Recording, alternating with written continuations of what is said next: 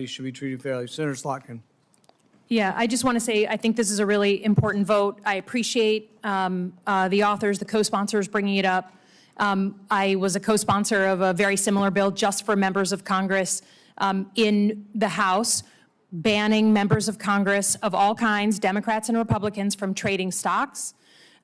You don't have to sell. You can put your money into you can put your stock into a blind trust, which a lot of members of Congress have already done. True, right? No? That's not true. Mr. Hawley, do you want to confirm that? Yeah, let me just, will you yield, sorry, and I'll yield back to you. Just a few things. Let me just go back to land is not an illiquid investment. It is not. It's explicitly exempted under the bill. The bill defines illiquid investments as an interest in private funds.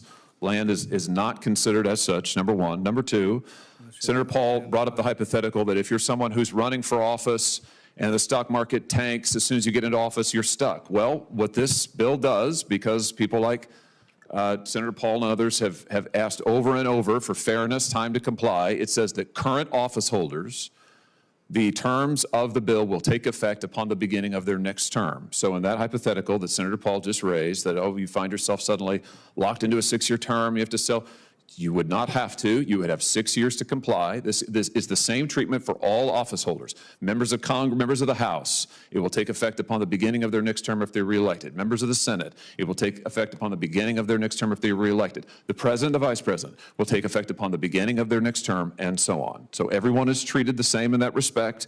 They're allowed to come into compliance. And that speaks to the blind trust provisions. If you currently have a blind trust and you are a member of this body, you have until the beginning of your next term and then 180 days after that to meet the divestment requirements. Okay, I yield back. Thank you. Sorry, that's my mistake. I think we have to accept that the American people think that all of us, Democrats and Republicans, are using our positions and our access to enrich ourselves. They think that when it comes to stock trading, and as you pointed out, Mr. Hawley, Democrats and Republicans, right? Just right now around Liberation Day, President Trump's big tariff day, 53 members made over 2,200 stock trades valuing at $34.9 million, between $34.9 million and $140 million. So it's happening on both sides of the aisle. And people don't believe that we are here for the right reasons. We have a problem. And in order to address that, I am willing to make the good work instead of waiting for the perfect. So of course, I want the president and the vice president to be held accountable under this. Of course, we saw that you made changes so that it affected their next term, knowing that that probably wouldn't be Donald Trump. We all saw Vance and Trump come out against this publicly. But I think it's important that we at least make a start. And you're right, there could be judges and chiefs of staff and all kinds of other peoples. But right now, this body has the opportunity to make the call on this body and a few other really important holders. I would also add the fact that cryptocurrencies, digital currencies are in this is hugely important when it comes to curbing people like Donald Trump, who's made over $100 million since taking office from crypto.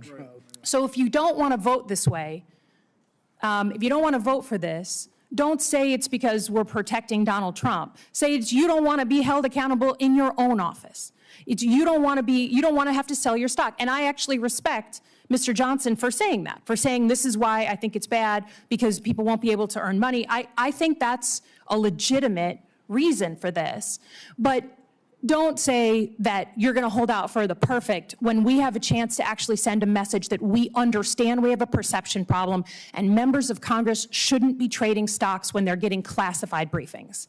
Senator Johnson. Yeah, Mr. Chairman, I do want to point out that when I decided to run for the Senate and I won, I sold all my marketable securities. I converted to cash. You know, that hasn't done real well in terms of investment. Now, my wife has, in the intervening years, bought a few ETFs. So I agree with the spirit of this. I don't think members of Congress, in my own case, I don't trade stocks.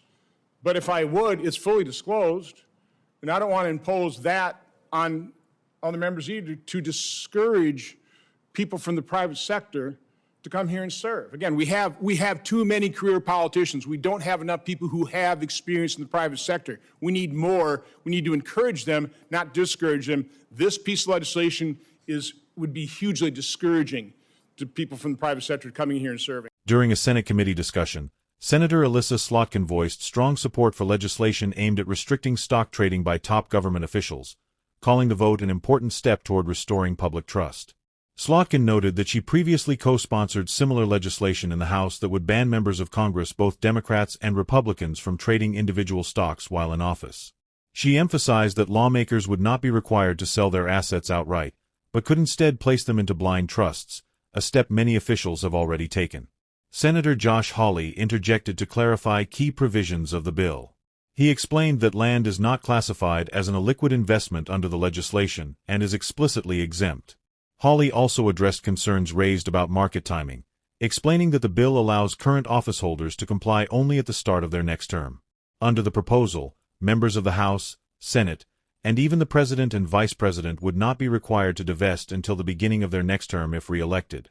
Lawmakers would then have an additional 180 days to meet the divestment or blind trust requirements. Hawley stressed that the same rules would apply equally to all covered officials. Slotkin resumed her remarks by acknowledging what she called a widespread public perception problem. She said many Americans believe elected officials from both parties are using their positions and access to enrich themselves through stock trading. She pointed to recent data showing that dozens of lawmakers made thousands of stock trades worth tens of millions of dollars during major policy moments, reinforcing concerns that trading occurs on both sides of the aisle. Slotkin argued that this erodes trust and confidence in government. While she said the bill may not be perfect, Slotkin urged colleagues to support it as a meaningful first step. She stressed the importance of including cryptocurrencies in the legislation, calling it critical to preventing abuses in emerging financial markets.